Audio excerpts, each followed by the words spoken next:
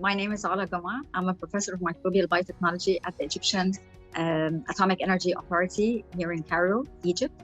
I work in the field of environmental bioremediation, which means I work in everything related to water treatment or soil decontamination using microorganisms.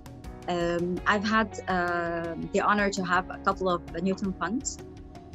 One of them was a travel grant back in 2015, where I visited University of Westminster in London, and I had the chance to work on microbial fuel cells for treatment of wastewater, specifically decolorization of textile wastewater. And then we wrote like a draft for a proposal together, which we received in 2018.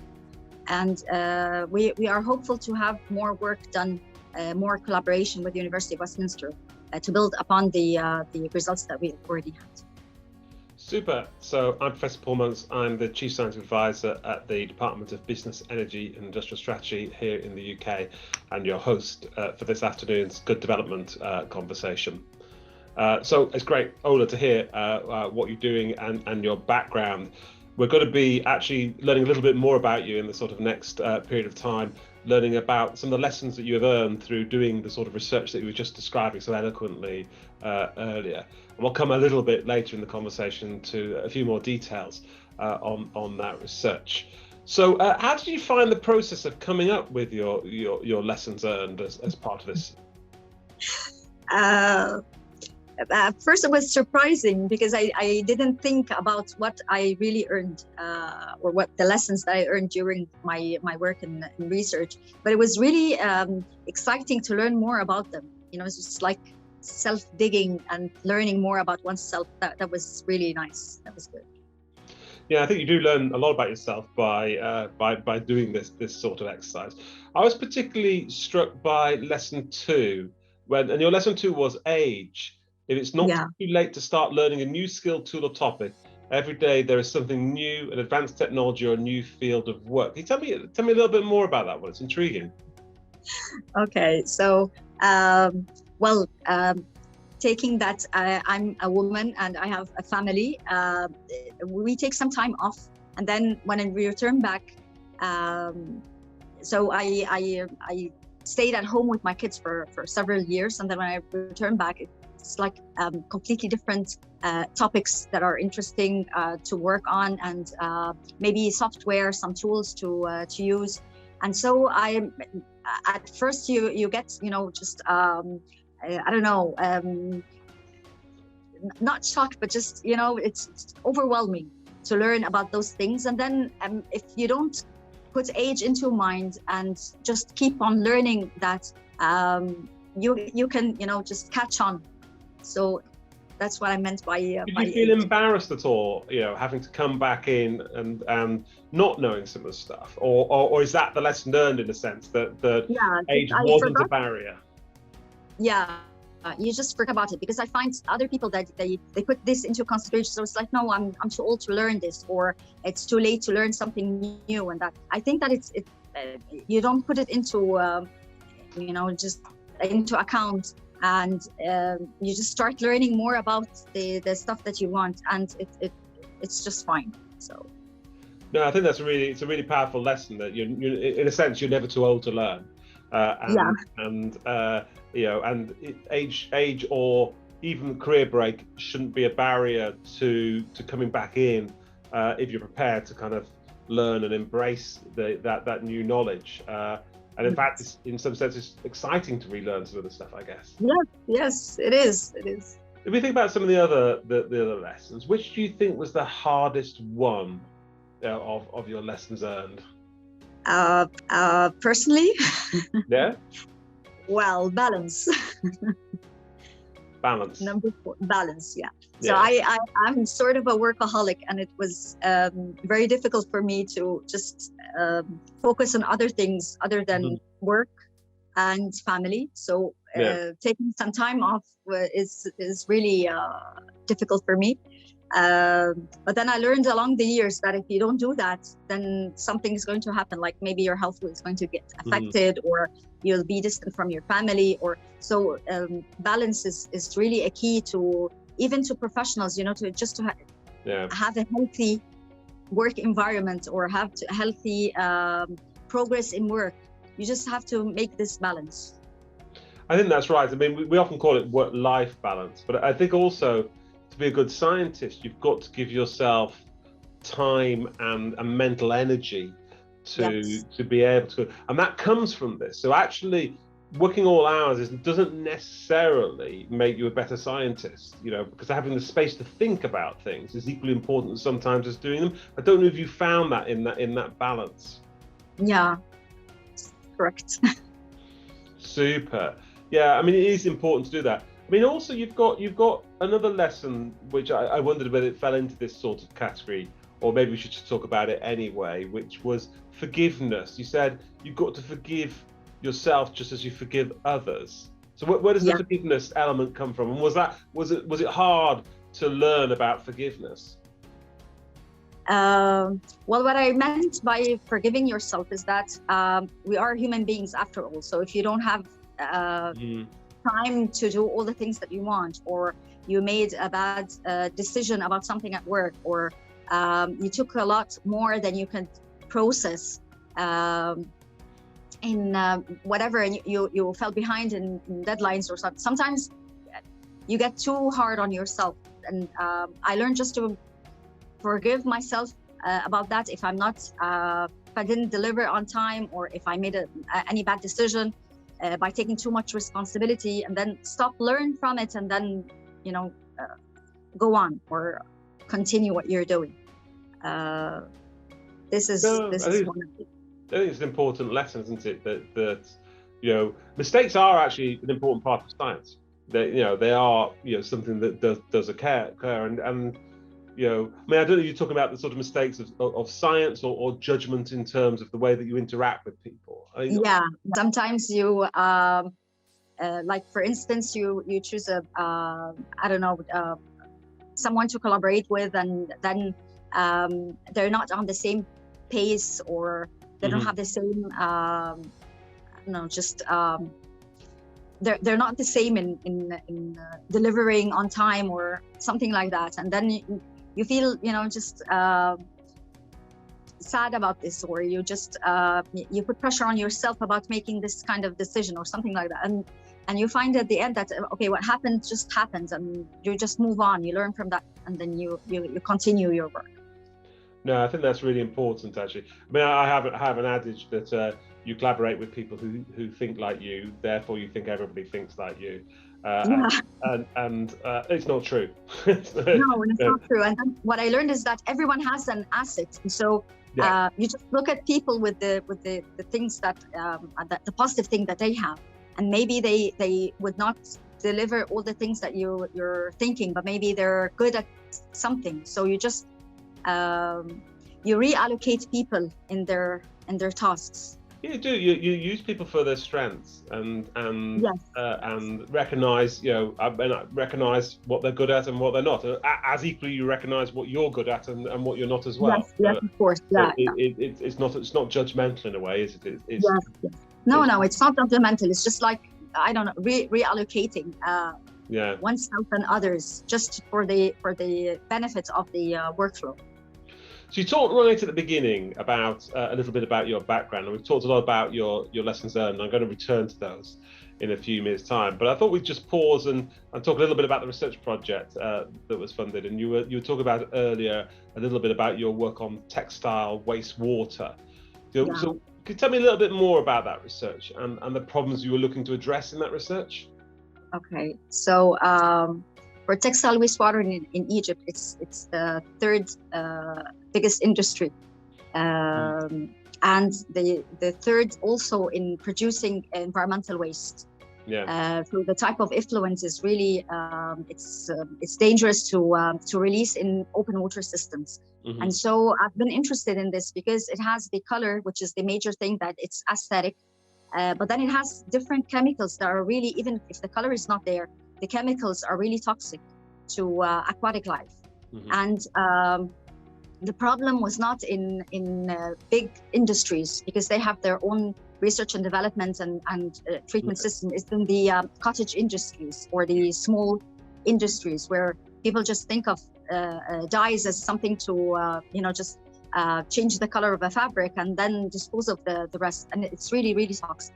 So I've been interested in using microorganisms to treat the textile effluent. We've tried different approaches, and the one with the Newton Fund was a microbial fuel cell that has an inlet where you supply the water, and the microorganisms in the sort of a biofilm, and then an effluent where you can check the quality of the treated wastewater, and then you can reuse it again.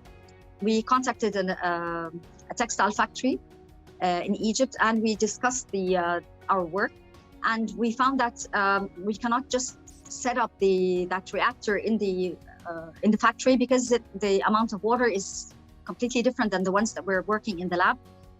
So they have tons of effluent on daily basis, sometimes 3 times a day, and we're looking for an approach to just align our technology with the effluent amount that they're producing.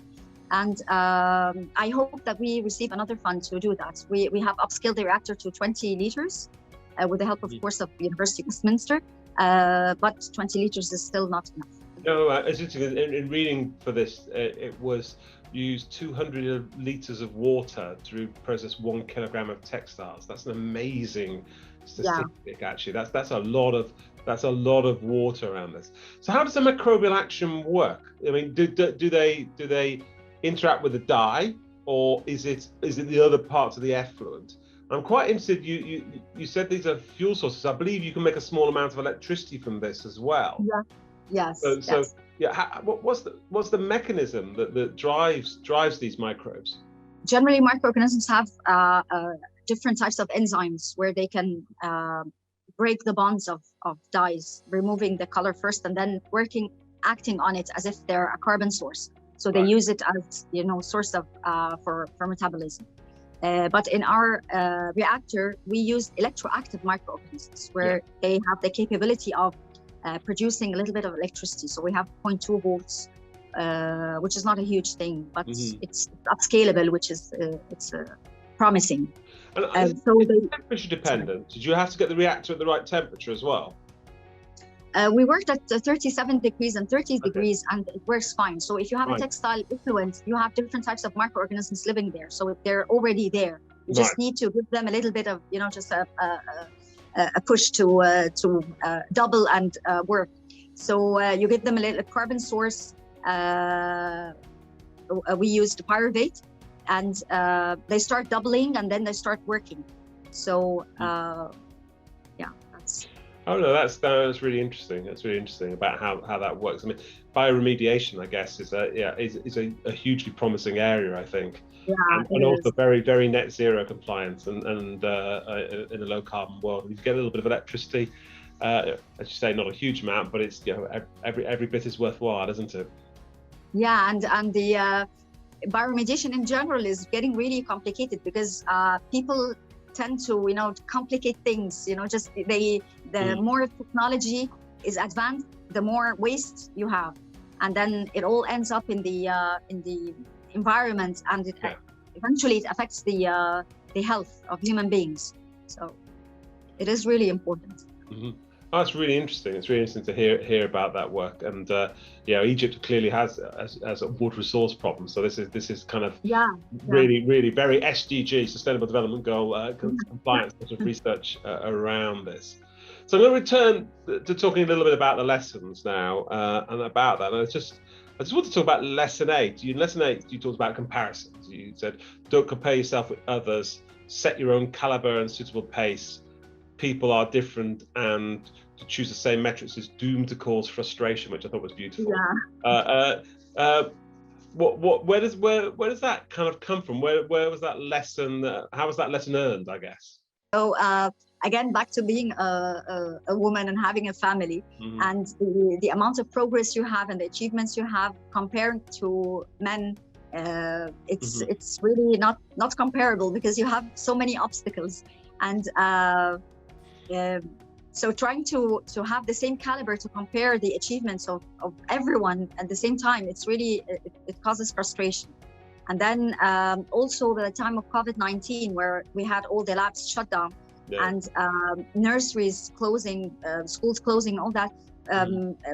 Usually mothers are at home with their children, and by the time they return back, you cannot compare, not on gender, not on even region, because if you're working in a developed country, it's different than having a country like Egypt with a little bit of constraints in purchases and imports and of the chemicals, and so we return back not having the same pace. So just looking at other people publishing and again receiving more grants, and at the beginning, you get frustrated because you're not following up, and you're not keeping the pace. But when you learn that you don't compare, just compare yourself to yourself, and you have set your own goals and work on them and develop on a personal level, that is really a relief. No, it's a really important lesson, that, isn't it? Is that in a way you can use the phrase, sometimes you are your own worst enemy, in a sense that you need to achieve what you need to achieve in the way that you achieve it. And that's not a selfish goal. That's just a recognition that people are different, and therefore, setting these very uniform metrics is not actually a particularly useful way of achieving that. So it's really interesting that it's interesting that the SARS-CoV-19 crisis kind of caused that realization as well, because it was very socially inequitous, in the way that it affected people, and I think it's really worth recognizing that inequity. If we turn to the lessons, can you draw out from any of a lesson or any of your lessons really that particularly resonated in your time working on the international project that we were just talking about on textile wastewater? I think persistence. Yeah. So just it is a problem that it doesn't end, and it develops. Now that we talk about dyes, the dye industry is developing, and then they find more. They put into technology to have dyes staining the fabric in a different way. Maybe it would be something antimicrobial. Maybe it would be something that it resists. Whatever, it is developing, and so now they have nano dye, which is forming a new problem with nanoparticles released into the environment. So it's persisting on getting to know the problems, the upcoming problems, and then finding ways to overcome it, finding new microorganisms that work on that, or new methods of to degrade those dyes. That is one thing. Persistence on getting a fund, that is another thing. So to receive a fund and work on that is another thing.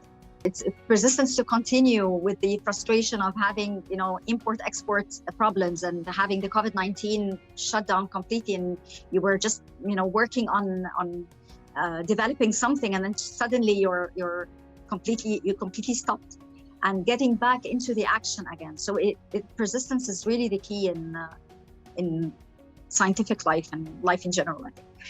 Yeah, no, that's a really, really eloquent way of putting it. All the different ways that persistence is important as a scientist, but also as a mother and a family member as well. It kind of cuts through a lot of the things that you're clearly doing. It's a clear, sometimes science is a fight, isn't it? It really is.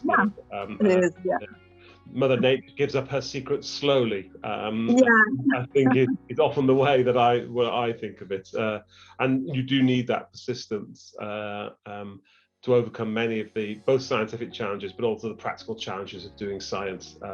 Absolutely. You talked a little bit about the collaboration with the UK, and you've talked about Westminster University a couple of times. So what did the collaboration bring to the project? And did you have to be persistent in chasing the partner?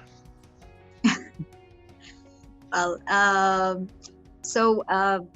the scientific part, of course, it's I learned a lot there in developing the microbial fuel cell, in coming up with new designs and new electrodes, because on that technical side, they're really excellent. And the UK collaborator, Professor Tajali Kijavars, he has a way of coming up with, when we were writing the proposal, of things that can, just the impact of science on the community. Yeah. And he taught me this. So this is something that I really owe him, to think about the science beyond the lab and science beyond publications. What do we give to society? What impact do we have on other researchers and on the community in general? Mm-hmm. So this is one of the things that I really enjoyed learning, and I apply this to all the proposals that I write. That's interesting, isn't it? I mean, it is that wider sphere of science, and science is often, and funding is license given by governments in order to discover, to make citizens' lives better, and I think this is a really beautiful example of that international collaboration that has to be persistent. I think your key word around this, but also learning from each other, but thinking around the wider citizen impact around sustainability, around reducing health risks with textile wastewater. It's kind of a beautiful example that ties many of these different things together. So what does the future hold for you after this, Ola? We are applying. There's a new call out there, and we're discussing how to apply to this new call to continue this collaboration.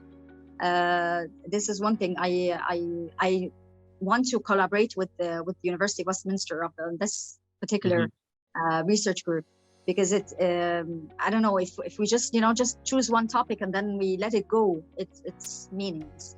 But if we continue on this, I'm sure that we're going to achieve something greater. No, it's really wonderful. I mean, to achieve more, and collaboration takes time and persistence again to keep going at it. So that's really great.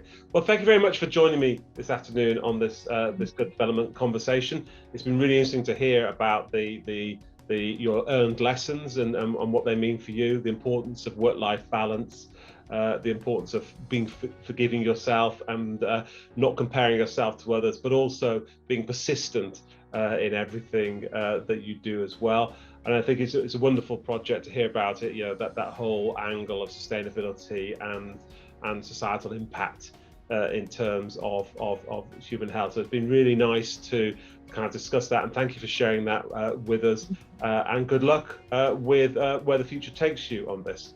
Thank you very much. Thank you so much. Thank you.